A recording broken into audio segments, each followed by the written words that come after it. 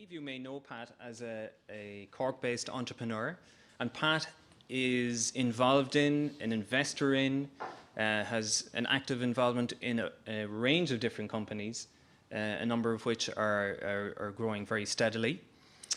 And tonight he's going to share with us a very special story about a business that he started up and brought all the way through to a successful sale, and he's going to share that story with us. Ladies and gents, please put your hands together for Mr. Pat Lynch.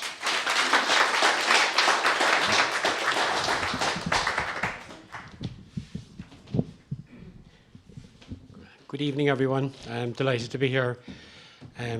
Obviously very proud of Stephanie. She did a great job there tonight, and I think she's a face to watch for the future. And I don't have to. We have great conversations around the table in the evening at dinner time. My wife often says to us, "Can we talk about something else?" So tonight, I'm going to take a small little bit out of 3 years of my life. It was back in '98, and it all started with the loss of my job in Seagate in Clonmel. At the time, it was 1,400 people lost their job, and I was faced with a situation to take a position as an expat with Seagate and move abroad with them, which I chose not to because it would tear my family apart. And I chose to set up a business myself, and I got the idea basically from signing checks in Seagate. And I said, this is an opportunity. It was a specialised laundry where I laundered the gear that came out of clean rooms, places like Boston Scientific and Guidant and 40 other companies around the country. I choose that business. I choose it because I saw an opportunity, but it was very much. I adopted a Richard Branson model where you took on the monopoly and you just did the job much better than them, and that's what I did. And I got into a business which I suppose it should have failed because I did three things. I got into a business that I knew nothing about, which was clean room laundry.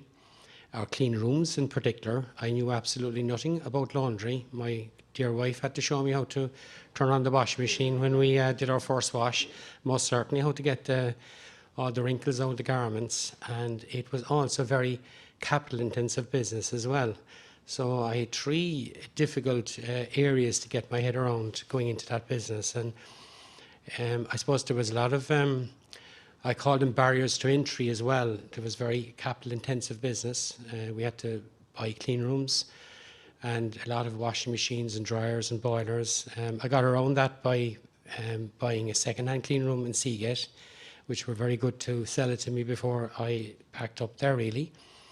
And on top of that then, I took a second one for spare parts, which got me out of a hold when parts broke down. And the other big barrier to entry as well was the fact that you had 3-year contracts by the companies you're going to deal with, and you only got a chance to quote for the business once every 3 years, and that was a problem as well. So my first year, I suppose, was the most difficult. Lonely is an underestimation as to what starting a business is like. In my old job as finance director, if I clicked my finger, I'd have a 100-yard dash down to fix my computer. Now I had to find someone to fix my computer. You become jack of all trades. And, I got my first customer, who were just a medical device company setting up in Cork, became my very first customer. And an old employer of mine, Alcon, here in Cork, they became my second. And they actually gave me some great references, which really helped me to grow. So I want to just focus on maybe 3 specific areas in the case study, because actually I can spend 2 hours talking about this without any problem whatsoever. But one, I'd like to talk about sales. The other, I'd like to talk about my fantastic employees I had. And the third would be just on a little bit about the exit. There might be 3 areas that you might be quite like to hear about. So starting with the sales side, again, I was an accountant and I knew nothing about sales. And I hadn't read the books, I hadn't done courses on it, but still, people said to me, like, "Pat, you were a great salesperson." I never saw myself as a salesperson. But really what I did is I became a very good listener, and I listened to my clients. My colleagues that had left Seagate with me went into all clean room companies around the country, And they just got me an opportunity to go and talk to somebody in that company. When I went in then, I listened to what they had to say. I found out what their problem was. I found out champions within those clients. And I started to eventually would get to business and start growing my business with them. And I was always very good to communicate with the customers. I'd always, call in there very, very regularly. Not even when I was asked, I'd be in there figuring out, like, what else could I do for them, what other problems they had. I got into the clean room business, and then one client asked me one day to know, would I get into the workwear business as well, which is two totally different businesses, in the sense that the workwear business was a different type of garment in total. It required a different building and a different technology as well. So I got into that business as well. And then I was, I can remember getting up 10 to 8 one morning. I got a phone call from a client down in Carrytool to say that they had no hairnets and they couldn't get into their clean room.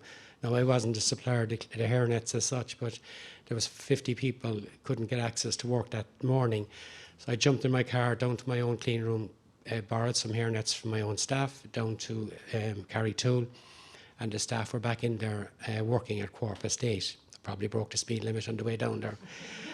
But having said that, I had a phone call at 10 o'clock, and they asked me, Pat, would you supply all our disposables, shoe covers, hairnets, gloves? And I was in that business then before I knew it. So I was doing mats, workwear there, I was doing clean room, and I was doing disposables as well. Very hard to dislodge somebody when they're that active and in and out there every single day. You get to know your clients really, really well, So my message to people really is to get in there and understand your customers' problems and learn to fix the problems for them. And, if you do all that, you'll find that you'll make profit. It's a natural byproduct of increasing your sales as well.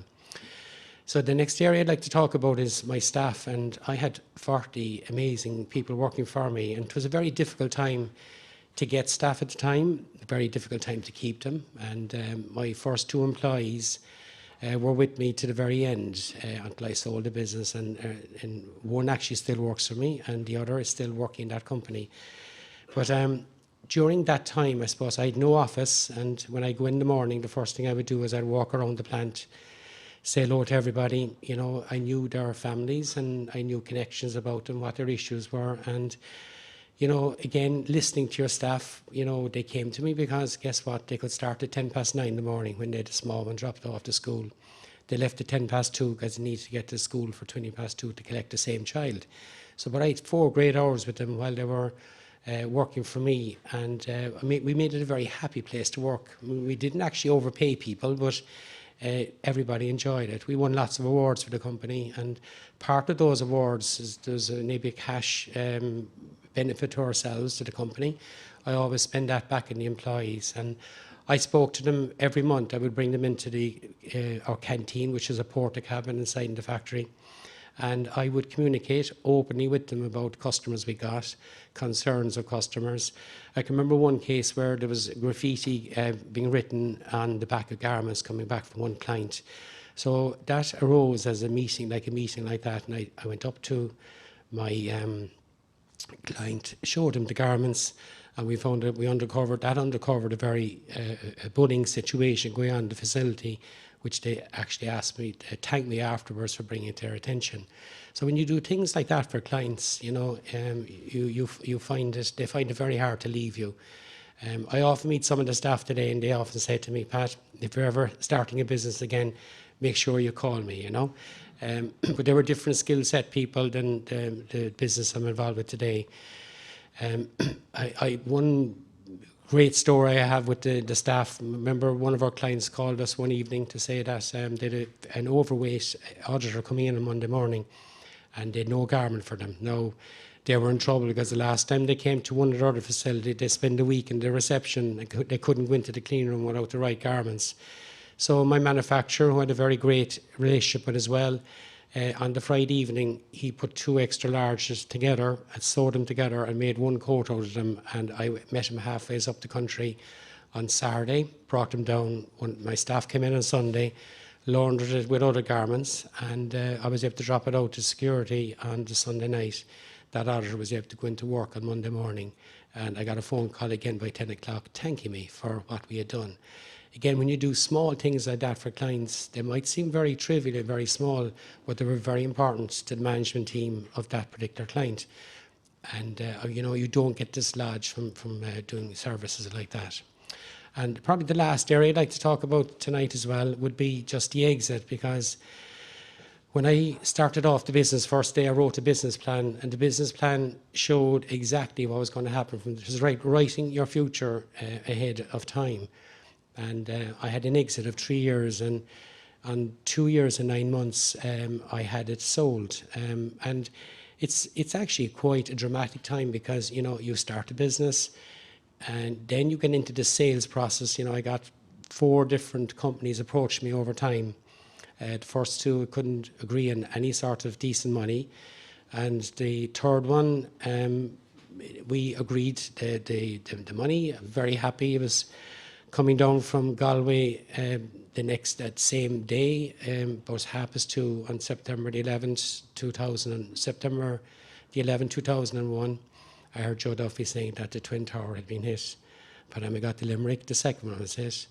And by the time I got to Cork, I sent the staff home because I knew everything had changed. I got a phone call the next day to say that the deal was off because the board that were buying me were uncomfortable with what was going to happen in the world, which it subsequently did, of course. So I always say to people, don't bank on anything until the money's in the bank. And people often ask me as well about, parting with the baby that you like your daughter, that you've reared. But this, was a business that I started, and I was always committed to selling it. And I had one investor on board with me, which I made him quite wealthy. He was only on board for 18 months, but he was a great help to me in the business. And I often say to people, look, that parting with the baby lasts for about 5 minutes. When you see the check, you forget about it all, So, we had some great fun. I had to stay on for 3 more years as a workout, in the company. I sort of got out within 2 years and 9 months. And, whoever buys your business, they buy it to do, I suppose, whatever they want to do with it themselves. And you must close your eyes and let them get on with it, because, they think they know more than yourselves. But, I was very pleased to leave it within the 2 years and 9 months, and went on then to do lots of other things afterwards. So that's my short story. I hope you enjoyed it, and thanks very much indeed.